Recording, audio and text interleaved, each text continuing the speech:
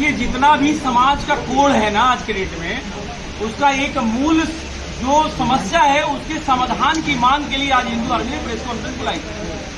देखिए, इसमें वो लोग अलर्ट हो गए हैं, जो कट्टरपंथी है वो अलर्ट हो गए हैं। वो आपका फ्री का राशन खाते हैं।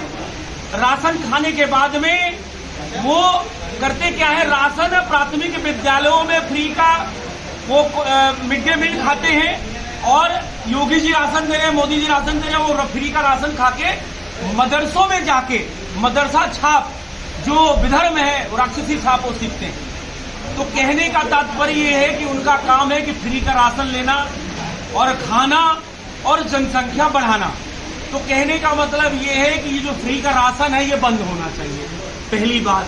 दूसरी बात ये है कि इनके जनसंख्या नियंत्रण नीति की जो मांग वर्षों से चल रही है, देखिए एक ही उपाय है, नहीं तो ये आज गढ़वा झारखंड के अंदर ये 75% हो गए हैं, वहां पे कह रहे हैं कि वहां पे प्रार्थना नहीं चलेगा, वहां पे जो है रहीम चलेगा। ठीक है, तो रहीम, जहां तक रहीम की बात है तो ये अभी गढ़वा की बात है, केरला की बात है, पश्चिम बंगाल की बात है, छत्तीसगढ़ की बात है, सब जगह यही चल रहा है। आपको दिखाई नहीं दे रहा, कहीं कहीं दिखाई दे रहा है। तो कुल मिला के इसका एक ही समस्या का समाधान है।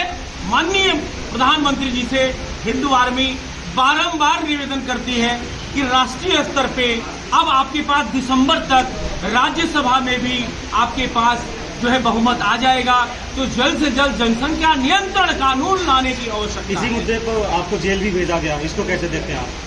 नहीं, देखिए अगर आप रणभूमि में उतरेंगे तो आपको तमाम विधर्म का सामना करना पड़ेगा।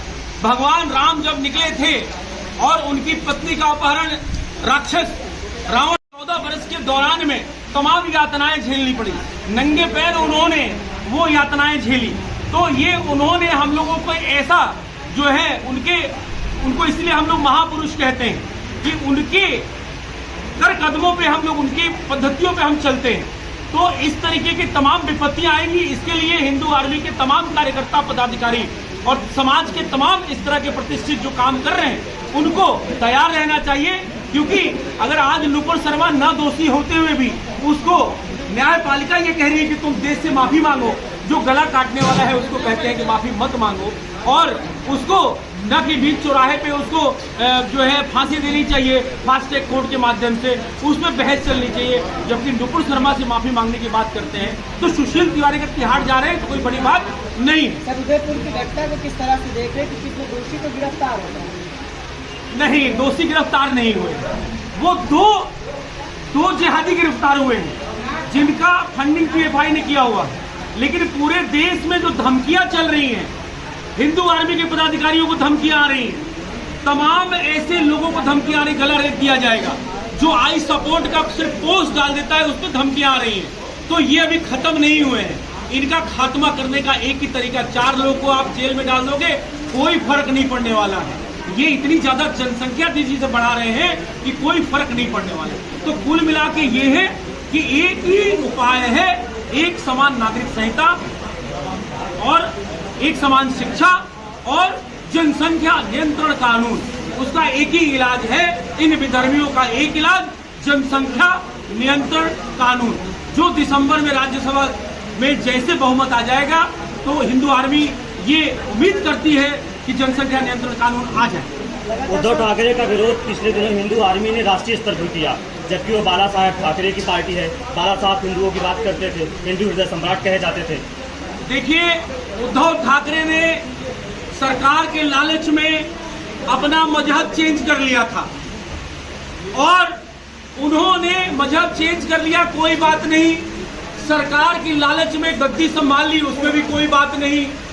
लेकिन जब उन्होंने हिंदू साधुओं की हत्या करवा दी और उसमें मौन साध लिया तो उसका तो पाप लगेगा उनको। साथ में उससे भी बड़ा कांड उन्होंने किया। देखिए, जब भगवान राम इस पृथ्वी से विष्णु लोक जा रहे थे तो उन्होंने हमारे हनुमान जी को ये कहा कि इस पृथ्वी पे रहना है और आपको हरिगुण की जो है स्थापना करनी है, तब तक ये पृथ्वी, ये धरा, ये कुटुंब बचा रहेगा। और उन्होंने हनुमान जी का अपमान किया। उसका उनका वो पाप लगा हुआ है। तो उनको आप उद्धव ठाकरे मत कहिए, उनको मुल्ला ठाकरे कह सकते हैं और उनको ईश्वर करे सद्बुद्धि दे, लेकिन अब बहुत देर हो चुकी है क्योंकि ये कलयुग है। सब इसी जन्म में पाप और पुण्य की सजा मिलती है। सर, जनसंख्या नियंत्रण की मांग करते हैं आप और जो एक अभियान भी चला रहे हैं कि राशन जो मुफ्त मिल रहा है वो बंद कर देना चाहिए, क्यों बंद कर देना? भाई ये बताइए, सपोलो को आप फ्री राशन दे के धकाधक बच्चे पैदा करवाओगे आप? तो नेचुरल से जनसंख्या फ्री राशन की वजह से ज्यादा बढ़ रही है, ये हिंदू आर्मी का कहना है। आप चंद्रशेखर रावत और बामन मिश्राम का बहुत विरोध कर रहे थे, हाल ही में सफलता मिली आपको, आपकी हिंदू आर्मी को। राजस्थान से चंद्रशेखर रावत को गिरफ्तार किया जाता है। बामन मिश्राम जो गांधी को शैतान बोलता है और कहता है कि इस देश का दलित ब्राह्मणों का गुलाम था, है और रहेगा, क्या कहते हैं बामन मिश्राम कब तक गिरफ्तार हो सकता है? देखिए, कालीचरण जी को गांधी जी पे टिप्पणी करने के जुर्म में कई महीने जेल लेना पड़ा, लेकिन वही यहाँ की वामपंथ विचारधारा जो कानून में भी लोग बैठे हैं, वो बामन मिश्राम जैसे षड्यंत्रकारी इस्लामी एजेंट को आज गिरफ्तार नहीं कर रही है। वो पहले दलितों को पहले बुद्ध में ले जाता, उसके बाद में इस्लाम में ले जाता।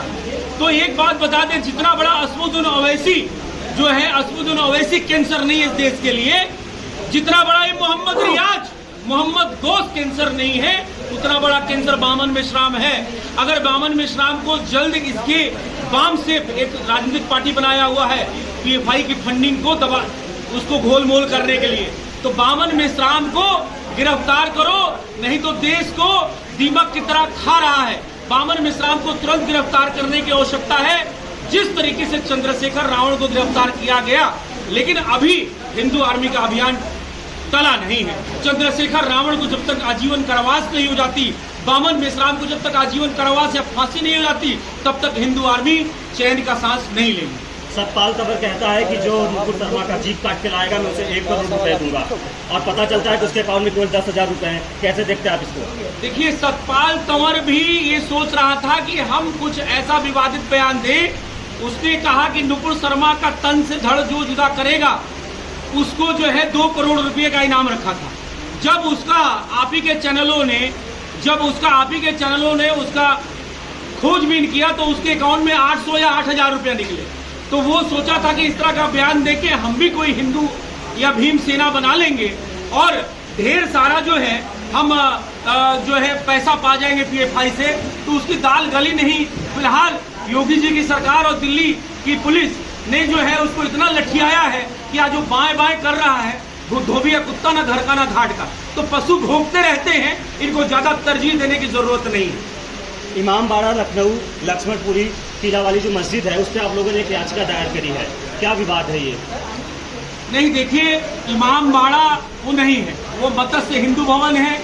हिंदू आर्मी आज से नहीं, वर्षों से ये अभियान चला रही है कि ये लक्ष्मणपुरी है, लखनऊ नहीं है। 100 सालों का, 600 साल मुगल काल, 200 साल अंग्रेज काल और 70 साल गियासुद्दीन गाजी और फिरोज खान और राहुल खान की सरकार। तो कहां से इतना जल्दी धर्म खत्म हो जाएगा? हमने कहा ना, भगवान राम को 14 वर्ष वनवास झेलना पड़ा था, तो अभी समय लगेगा। आप देखते रहिए। इस तरीके से ये हिंदुत्व का युग है, हिंदुत्व की सदी है। ये राम की धरती है, कृष्ण की धरती है और यहाँ राम राज्य स्थापित होगा, हिंदू राष्ट्र बनेगा। उसी क्रम में हिंदू आर्मी एक समान नागरिक संहिता, जनसंख्या नियंत्रण कानून, एक समान शिक्षा और तमाम तरीके के जो विधर्मी जो अंग्रेजी कानून पहले से लगे हुए हैं उनको चेंज करने की मांग, उनका संशोधन करने की मांग करती चली आ रही है। चाहे वो भारत जोड़ो आंदोलन 8 अगस्त जंतर मंतर का हो या बुराड़ी अथॉरिटी का 3 अप्रैल को हिंदू महापंचायत का हो, तमाम FIR दर्ज हो रहे हैं,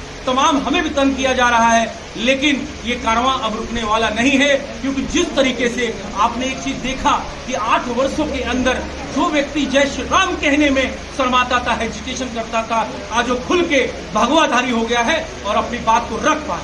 धर्मांतरण जोड़ों पर है। दिल्ली में हिंदू आर्मी ने हिंदू महापंचायत बुलाई थी। हिंदू महापंचायत के बाद आप लोगों को क्या सफलता मिली अब तक? नहीं, देखिए, हिंदू महापंचायत के बाद बहुत बड़ी सफलता तो नहीं मिली है, लेकिन ये बात सत्य है कि क्रम बाय क्रम जो हमारी न्याय